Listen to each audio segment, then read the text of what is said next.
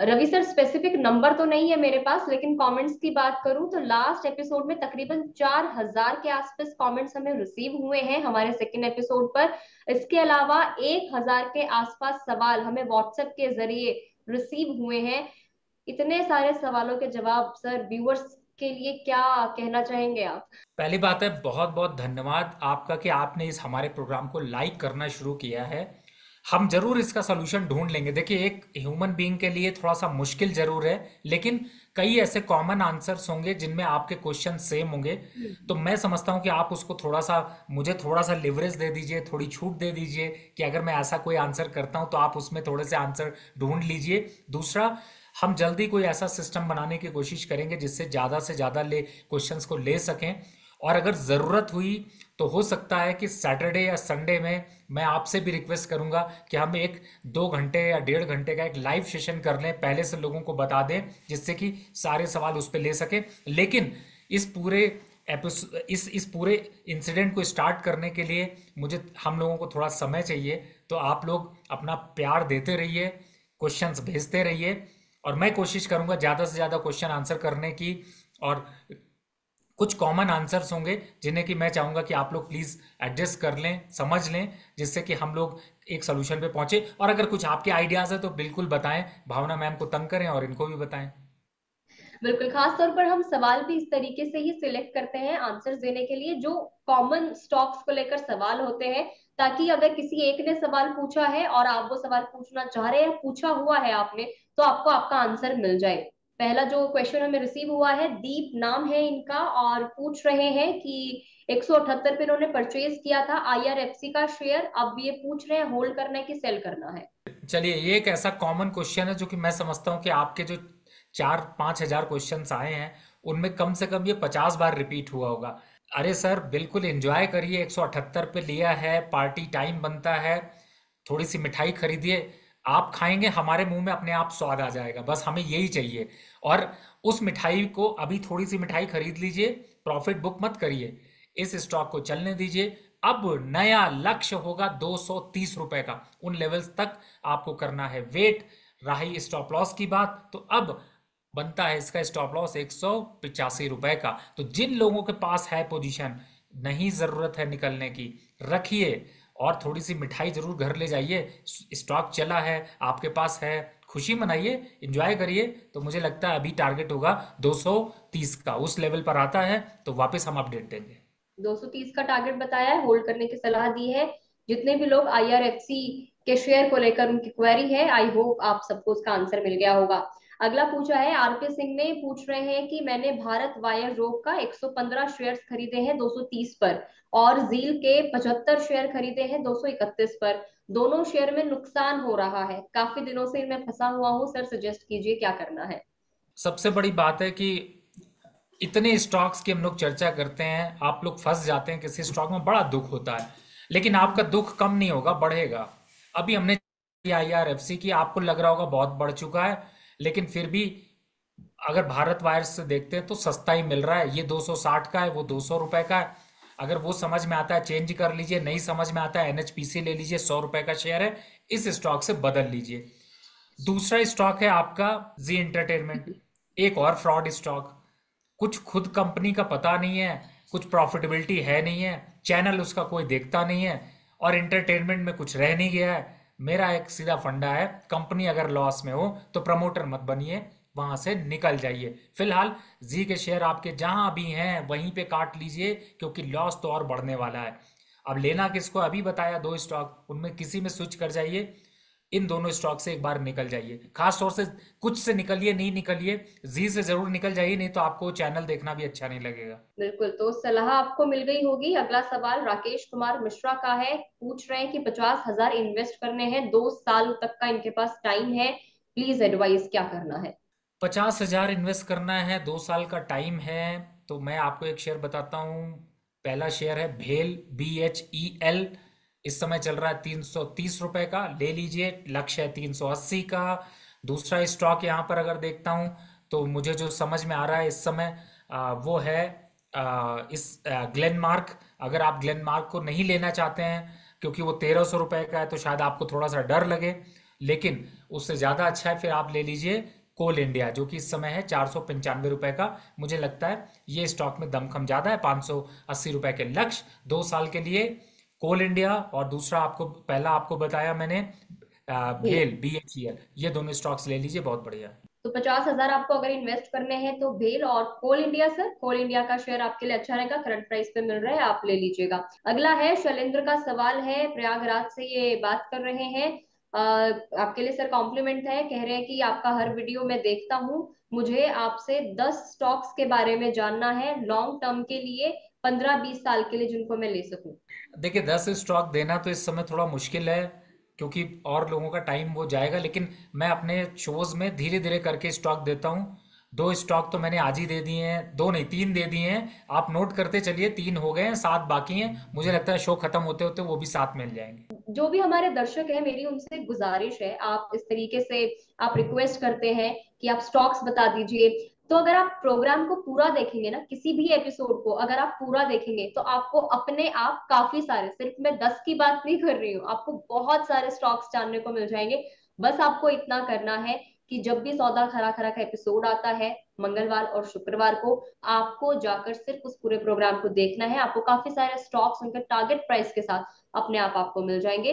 तो शैलेंद्र, आपसे एक गुजारिश है कि इस वीडियो का एंड तक देखें, 3 शेयर्स आपको मिल चुके हैं, वीडियो के एंड तक खाली हाथ आप बिल्कुल नहीं जाएंगे, 10 शेयर्स आपको जरूर उनका जवाब मिल जाएगा। अगला सवाल है ऋतिका का है। मेरा नाम ऋतिका है, मैं आपको बहुत टाइम से फॉलो कर रही हूँ, आपकी एडवाइस बहुत हेल्पफुल होती है, थैंक यू वेरी मच। आपसे एक एडवाइस चाहती हूँ, मेरे पास प्रवाइक के शेयर्स हैं, 200 शेयर्स हैं, 923 के प्राइस पर खरीदे थे, क्या एडवाइस देना चाहेंगे इस शेयर पर? फिलहाल तो देखिए स्टॉक बहुत बुरी कंडीशन में है, थोड़ा नीचे जा रहा है, स्टॉक जा सकता है 20,750 रुपए तक, तो यहाँ से निकल जाइए। और इसी की जगह पे आपको, जैसे मैंने अभी, मैं 1-2 स्टॉक की चर्चा कर रहा था, एक मैंने एवर रेडी की चर्चा करी, एक मैंने IRFC की चर्चा कर ली, एक मैंने कोल इंडिया की चर्चा कर ली, एक भेल की चर्चा कर ली। मुझे ऐसा लगता है इन स्टॉक्स की तरफ मूव कर जाइए तो ज़्यादा अच्छा है। और अगर कुछ समझ में नहीं आता तो एक और स्टॉक बढ़ गया, जैसे पीछे हम चर्चा कर रहे थे 4 थे, पांचवा दे देता हूँ। अभी भी रिकॉन में यहाँ पर दमखम दिखाई दे रहा है, 325 के पास चल रहा है, लेकिन जा सकता है 370 रुपए तक। तो अभी चाहो तो इसमें भी आप स्विच कर सकते हैं, 4 ऑप्शंस हैं, आप किसी में एक में जा सकती हैं। बिल्कुल ऋतिका, आपको आपका जवाब मिल गया होगा, and thank you so much हम लोगों के साथ कनेक्ट होने के लिए। अगला सवाल ज्योत्सना पूछ रही है कि सर कोई आप शॉर्ट टर्म के लिए इनको शेयर जानना है, मेरे पास NHPC के 102 के भाव पर 677 शेयर्स हैं, गेल के 500 शेयर्स हैं 212 रुपए के भाव पर, HCC के 1800 शेयर्स हैं 48.60 पर। सर सजेस्ट करें कौन सा शेयर लूं ताकि 20,000 रुपए पर मंथ प्रॉफिट बुक कर सकूं। ये हाउस वाइफ है और आपसे सजेशन चाहती हैं ताकि 20,000 रुपए प्रॉफिट बुक, वो ऑलरेडी कर चुकी हैं और वो चाहती है कि 20,000 का प्रॉफिट बुक कर ले। 3 शेयर्स हैं सर, मैं रिपीट कर देती हूँ। NHPC के शेयर इन्होंने बताए हैं 102 पे 677 शेयर्स लिए हैं, गेल के 212 पे 500 शेयर लिए हैं, और HCC के 48.60 पर इन्होंने 1800 शेयर्स लिए हैं।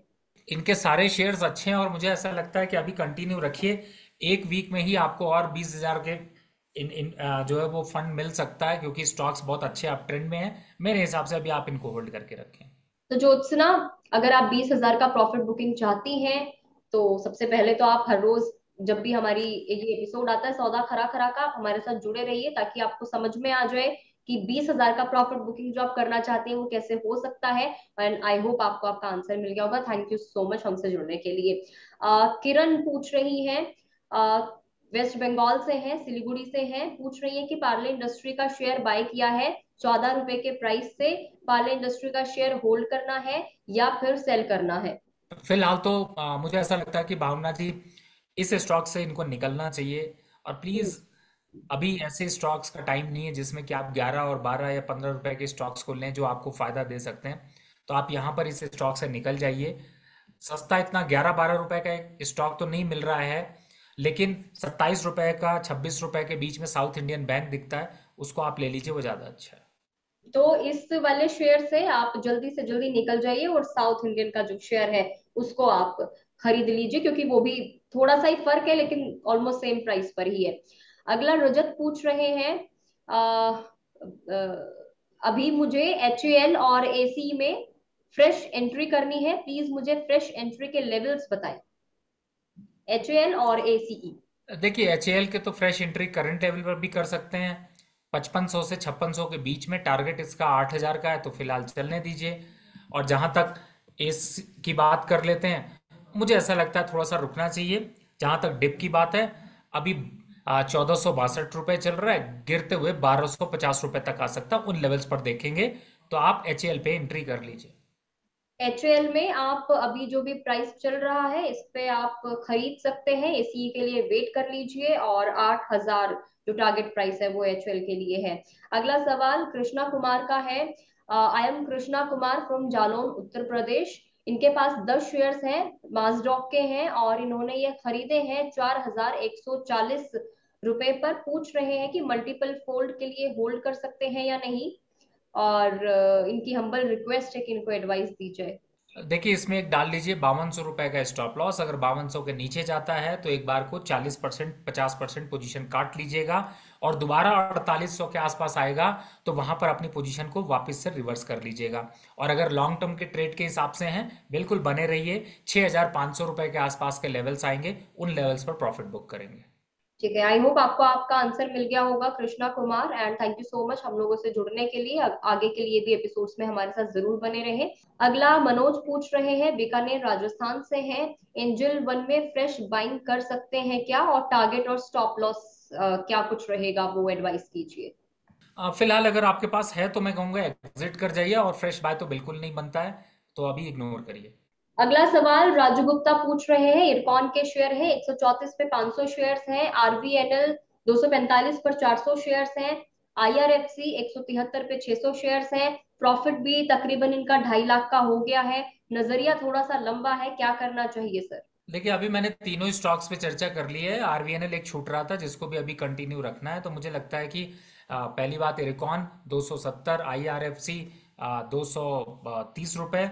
और जहाँ तक RVNL की बात है, तो अभी चल ही रहा है, चलने दीजिए। यहाँ से भी अभी बढ़ने के हालात और दिखाई दे रहे हैं, और मुझे लगता है कि 580 के आसपास आएगा, या 600 रुपये तक अभी जा सकता है। लेकिन अगर बुक करना है तो इसी वाले में से प्रॉफिट थोड़ा बुक कर लीजिए, यानी कि 40% मुनाफा RVNL से एक बार बुक कर लीजिए। वापस 520 के आसपास आएगा तो फिर ले लीजिए। अगला सवाल संजय पूछ रहे हैं, कुछ अच्छे शेयर्स के बारे में बताएं जिनको मैं बाय कर सकूं। मुझे शेयर ओवर वैल्यूड लग रहे हैं, इसलिए मैं बहुत कंफ्यूज हो रहा हूं।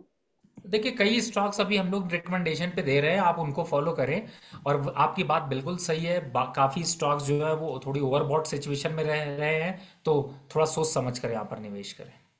अगला सवाल सुनील पूछ रहे हैं, मेरे पास गणेश हाउसिंग लिमिटेड के 220 शेयर्स हैं, 250 के भाव पर इन्होंने खरीदे हैं। कोविड से पहले की इनकी खरीद है, और ये 2/3 इनको होल्ड कर सकते हैं। सवाल ये है कि बेचना कब है, क्योंकि ये हमेशा प्रीवियस लो नहीं तोड़ रहा है और नया हाई बनाता है। क्या और भी ऐड करूं या नहीं, प्लीज गाइड। देखिए ऐड करना है तो आप यहाँ पर 1000 के स्टॉप लॉस से ऐड कर सकते हैं। जहां तक टारगेट की बात है, 1200 के आसपास के टारगेट यहाँ पर दिखाई दे सकते हैं। स्टिक स्टॉप लॉस फॉलो करिए, टेक्निकल लेवल से यही दिखाई दे रहे हैं। अगला सवाल लक्ष्य का है। लक्ष्य पूछ रहे हैं, रवि सर आपका बहुत बहुत धन्यवाद हम इन्वेस्टर्स को समय देने के लिए। सर मेरे पास यूको बैंक के 200 शेयर्स हैं जो उन्होंने 56.83 रुपीज में लिए हैं। अभी वो लॉस में चल रहे हैं, आगे क्या कुछ करना चाहिए, यूको बैंक को लेकर इनका सवाल है। जी जी, कोई परेशानी नहीं है। फिलहाल 54 रुपये के पास चल रहा है, इस जगह पे थोड़ा एवरेज भी कर सकते हैं। और 51 रुपीज़ के स्टॉप लॉस से होल्ड करें। जल्दी आपको 60 रुपीज़ या 58 रुपीज़ तक के लेवल देखने को मिलेंगे। उन लेवल्स पर आता है तो मुनाफा बुक कर लीजिएगा। बिल्कुल, मुनाफा बुक आप कर सकते हैं। अगला सवाल सुनीता गर्ग का है। HCC को लेकर आपका सर कमेंट जानना चाह रही है, 34 पर इन्होंने खरीदा है। देखिए SCC को मैंने एक बार अभी 54 रुपीज़ पर बुक कराया था। 48 रुपये चल रहा है, 47 रुपये का एक स्टॉप लॉस डाल लीजिए। और 54 रुपये के आसपास आता है तो फिर एक बार एग्जिट कर लीजिएगा। दोबारा फिर से लेंगे एंट्री, ऐसा ही घूमते रहने दीजिए, पैसा बढ़ाते रहेंगे। बिल्कुल, अगला जो सवाल है अमित अमित का है। अमित पूछ रहे हैं, इनके पास कोचिन शिपयार्ड के 400 शेयर्स हैं। 113.20 के प्राइस से इन्होंने खरीदे हुए हैं।